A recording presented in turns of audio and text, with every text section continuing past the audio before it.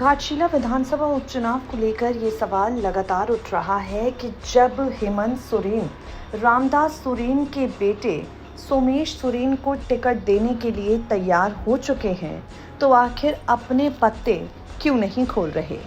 पूर्वी सिंहभूम जिला के घाटशिला विधानसभा सीट के लिए उपचुनाव होने हैं। चुनाव की तारीख दहलीज पर है, लेकिन झामुमो ने अपने प्रत्याशी के नाम का आधिकारिक ऐलान नहीं किया है। एसटी सीट की जंग पर हेमंत सोरेन सस्पेंस बना रहे हैं। इसके पीछे की वजह क्या हो सकती है, ये सवाल लगातार उठ रहा है।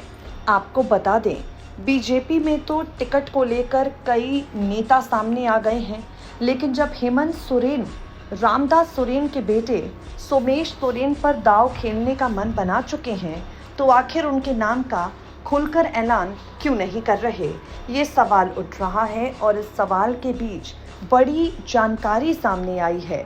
दरअसल सूत्रों के हवाले से दावा किया जा रहा है कि हेमंत सोरेन अब भी इंतजार कर रहे हैं चंपई सोरेन का और सीता सोरेन का।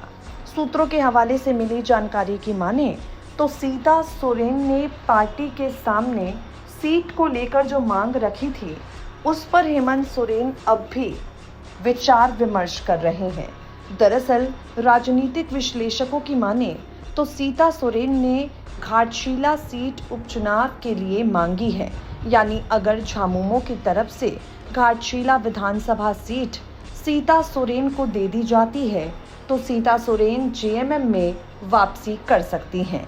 झामुमो के साथ सीता सोरेन के रास्ते जो ससुर के निधन से पहले अलग हो गए थे, ससुर के निधन के बाद एक बार फिर जुड़ सकते हैं।